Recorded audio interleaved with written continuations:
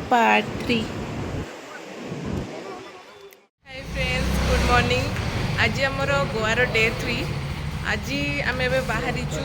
आज लेट हो गला 11:12 बेले बाहर प्लानिंग थिला 12 हो गला।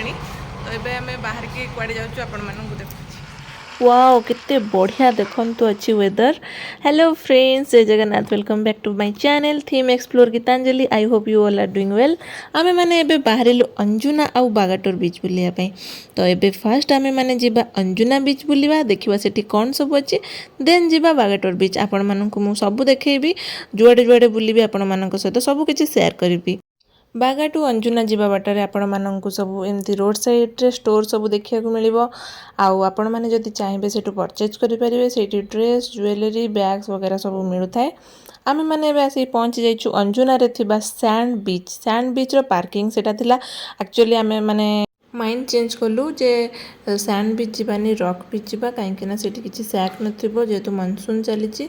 तो सेठी किछि हो, तो आम माने भाबिलु रॉक बीच जीवु। रॉक बीच जीवा बाटर एमती सब पड़िला। देखिलु गोटे जगार समुद्र एमती लहड़ी मारुथुला, तो डर लागिला देखिकी पळे आसिलु। तापर आमे देखिलु पर्पल मैटिनी होची गोटे नाइट क्लब जोटा कि बहुत पॉपुलर अछि।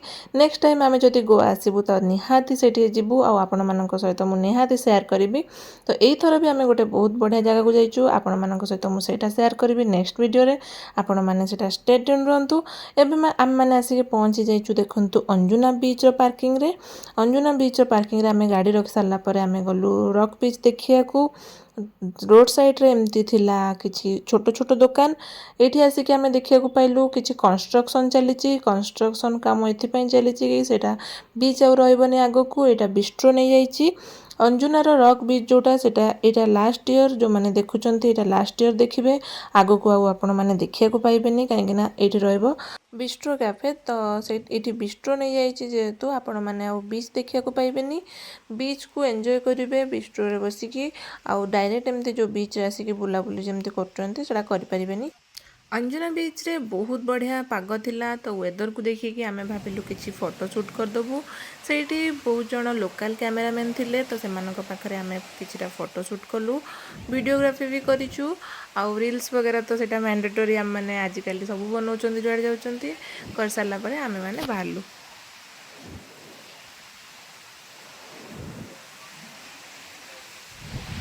फ्रेंड्स, एबे आमे अंजुना बीच रु जाउछु। तो ये बुलिकी गलु देखिलु। तो कौन देखिलु आपण माने तो देखिले। नेक्स्ट आमे जिबा एबे बागाटोर। तो सेठी कौन सब अच्छी आपण मानक सहित मु शेयर करबी। आउ ए बीचटा आपण मानक केमते लागिला आपण माने कमेंट रे मते निहाती जानेबे।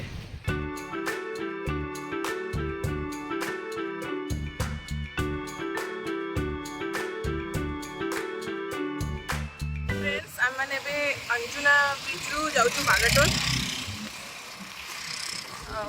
टिके बहुत गरम होता बोली आम टिके रिफ्रेश हो गलु वाटरमेलन जूस पीकी।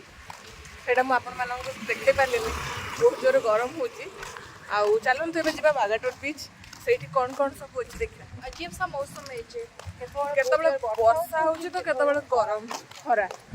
गरम तो होची आपण माने देखुथबे सब वीडियो रु। चलନ୍ତୁ देखिया ସେଇଠି केमती कौन सब अच्छी।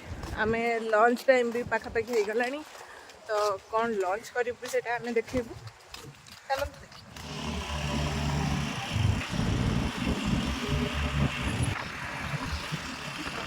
लंच टाइम हो जाइथिबारु आम मानकु बहुत भोक लागुतला। तो आम माने आसी गोटे कैफे रे पहुंची जाइथिलु। कैफे रे पहुंचला पर आम माने किछि ड्रिंक्स ऑर्डर करथिलु। पाइनएप्पल आउ होची गोटे थिला कोकोनट रा। तापरे आमे पास्ता, स्पैगेटी आउ होची गार्लिक ब्रेड ए सब ऑर्डर करथिलु। ताको खाइ सारला पर आमे बाहरिलु पुणी बागाटोर बीच। तो चलंतु देखिबा बागाटोर बीच रे पहुंची केमती कोन रहिछि।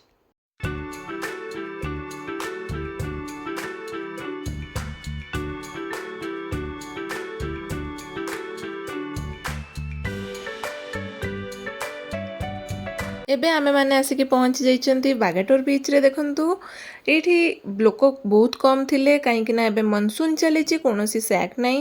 ଆଉ ରେଡ୍ ଫ୍ଲାଗ୍ ବି ଲାଗିଛି କାହିଁକିନା ସମୁଦ୍ର ଭିତରକୁ ଯିବା ପାଇଁ ସେମାନେ ବାରମ୍ବାର ମନା କରୁଛନ୍ତି, ସମୁଦ୍ର ଯେହେତୁ ଅଶାନ୍ତ ଅଛି। ଆଉ ଦୂରରେ ଆପଣମାନେ ଯେଉଁ ପାହାଡ଼ ଦେଖିଲେ, ପାହାଡ଼ ଉପରେ ରହିଛି ଛପରା ଫୋର୍ଟ।